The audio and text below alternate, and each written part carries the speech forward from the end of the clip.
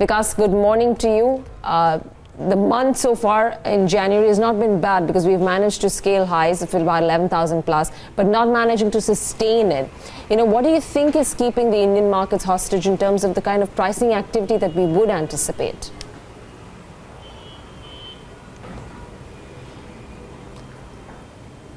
Hi Devina, sorry, can you repeat your question? It was echoing, so I'm so sorry. No, I just wanted to know, your setup for the Indian markets. Looks like we did scale a new high, but not managing to hold on to those levels.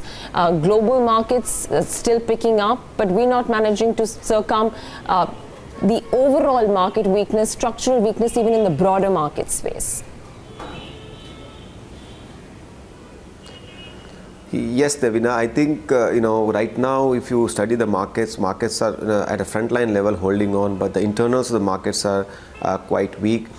Situation is very, very fragile in the sense that any sign of we've seen that any rumor coming or any news flow coming which can kind of potentially take any stock down, markets react very badly to that kind of news flow. So I think we are in a situation where the uncertainties are galore, both from domestic market as well as the international market. While they are on a way to settle down, they are slowly settling down, but still I think aftermath of ILFS and so many events happening, I think it seems that markets risk appetite has not reverted yet, and it is though slowly issues are settling down, but still it is in that phase of pull and push.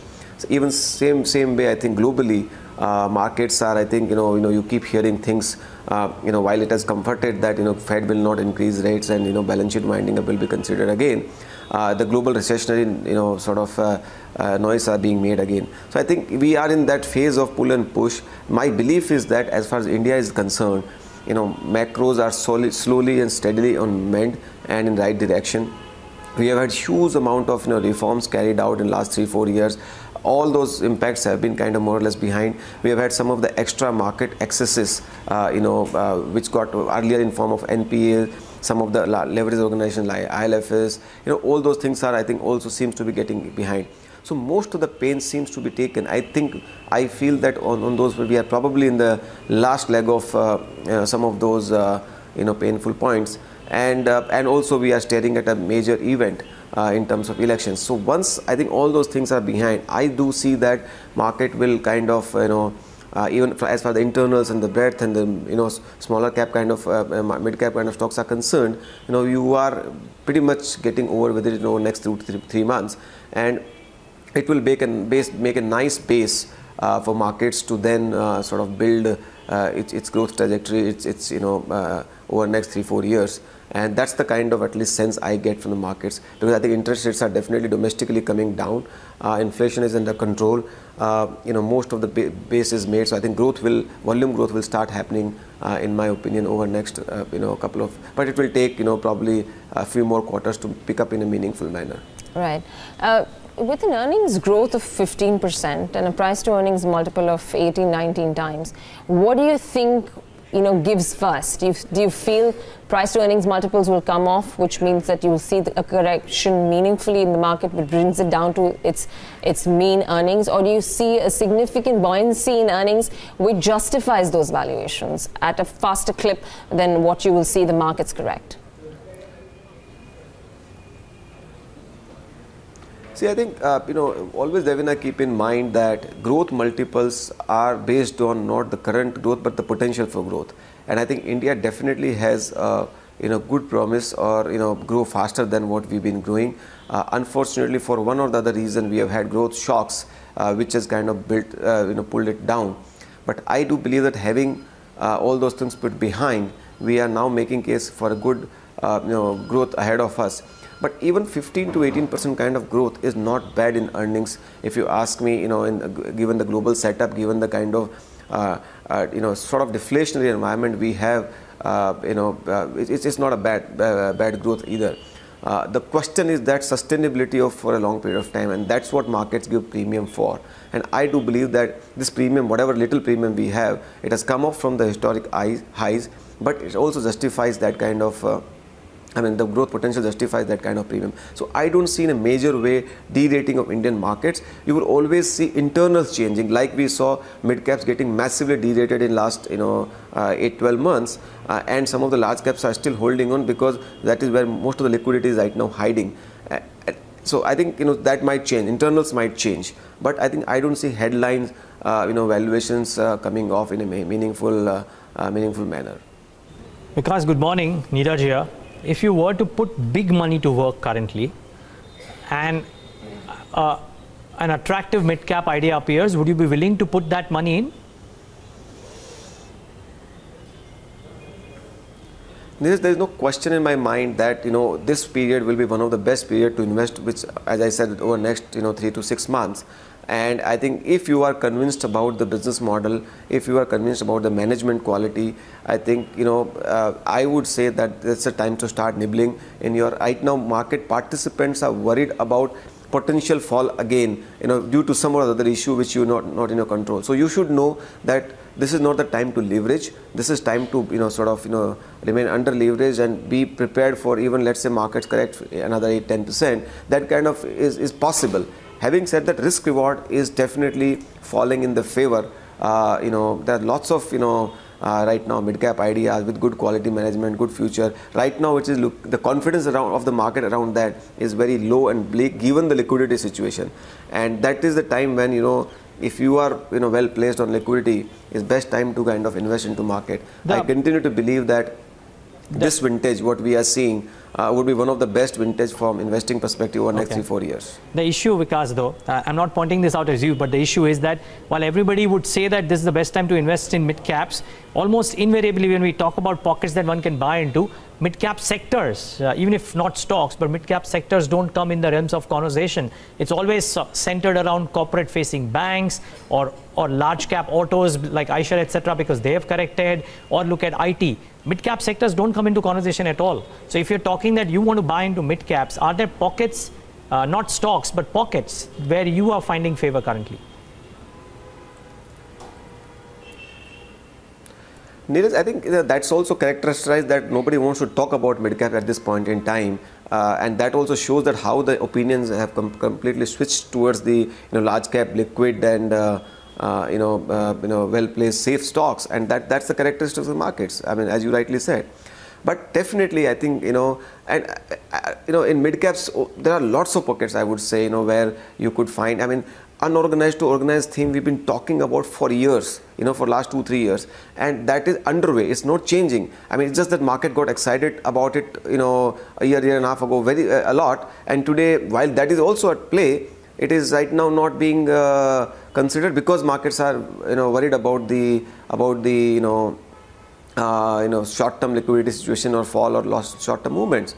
And what more uncertainty always hovers around mid-cap when the environment is uncertain. So I think there you can find in the whole theme. I mean, there are lots of I can tell you idea. EPC companies, just think go about a year ago or year and a half ago, markets were paying multiples of 15 to 20 times price to earning. And there was good growth. Same order book is there. In fact, order book is better. Execution has moved forward. Profits have moved forward. Time has moved forward. But the valuations are like 5 to 6 times price to earning. Now, what does that say? That markets have completely swung their opinion about a particular segment, given whatever it is. So you've seen that. So you will find many such pockets, whether it is into building materials space. I mean, look at all the tiles company, plywood companies. What were their valuations? What are they? Are we saying that their business models have collapsed? Are we saying that they will not sell any more goods? Are we saying that their balance sheets are fractured? I mean, all of them, and more or less everything is same. It's just the valuations have corrected, and that's the best time to kind of overlook some of those worries. And I'm not saying one has to be blind and just go by. I mean, you have to do your research. But the point is that you have many such segments where stock valuations are down to half, or in many cases even less than half. So I think, and that's the reason I believe that if you can put your work, if you can stay patient, and this vintage is one of the best time to kind of look forward for those ideas. 2014, there was a pretty much similar kind of situation where markets were not willing to look at mid caps, but eventually people ended up making 5 to 6x returns from those very ideas, and that's what the characteristic of the market always has been. Vikas, just one last question. Obviously, we can't look into the future and tell where the market goes, but just weighing all the risks that are there on the table versus, the volatility factors globally, what would be your assumption of what the market will do by the end of 2019. We've got brokerages being extremely conservative on targets for the index, but what's your view on what could weigh in and what could propel the index?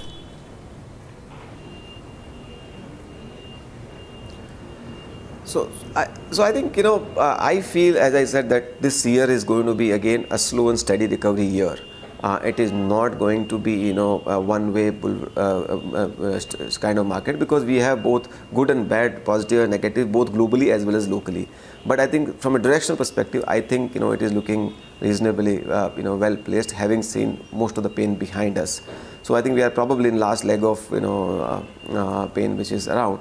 But I think, and as you see 2019, I think the interest rates coming down could be very, very, very big positive for India. And I think globally, I think more or less the worries are behind in terms of interest rates going up further. So, that's the best environment. If we can see 3 to 4, 50 to 100 basis point kind of cuts coming through over next, 8 to 12 months, that could be very good for Indian markets. There's no doubt on that.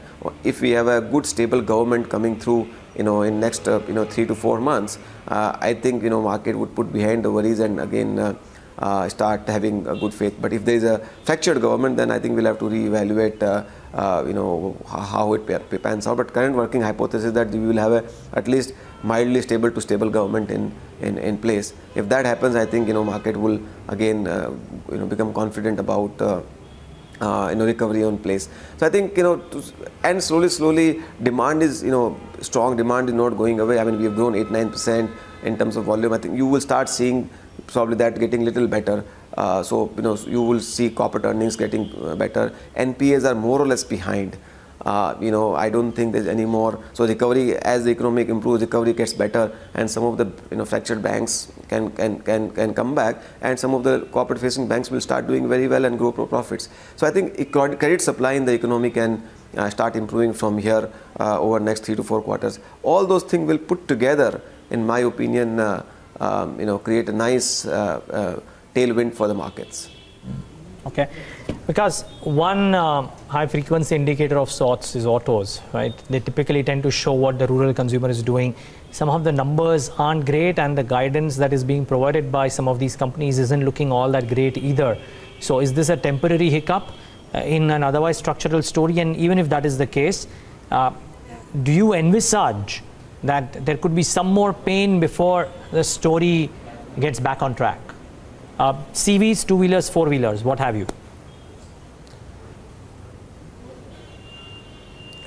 No, so I think yes. I mean, we have seen last 6 months, especially 2 quarters, the numbers being disappointing. But also it has been coming on back of fairly couple of years of good growth.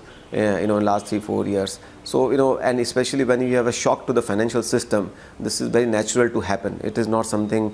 I mean, those are the sectors first to get hit. It is very, very natural. We have had rural distress. We have had economic shock from the banking sector. Both are lethal combination for auto sector. My belief is that it is all temporary. We are not going to go away from the consumption, or we will need whether it is two-wheeler, four-wheeler, or commercial vehicle. And as the system settles down, which you will see over next couple of quarters, you will start seeing a base will get adjusted, and secondly you will start seeing reasonable growth pick up on this. We had a huge amount of overvaluation in the sector.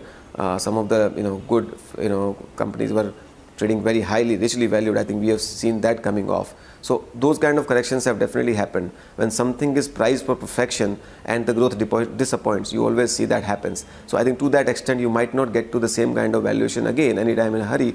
But I mean, this is a part of the cycle. But I do believe that auto numbers would come back in a couple of quarters. Okay. Vikas, we'll leave it at that. Thank you so much for taking the time out and being with us today and giving us, a rather bullish view on India. Maybe not in the short term, but over the medium term for sure. Really appreciate your time.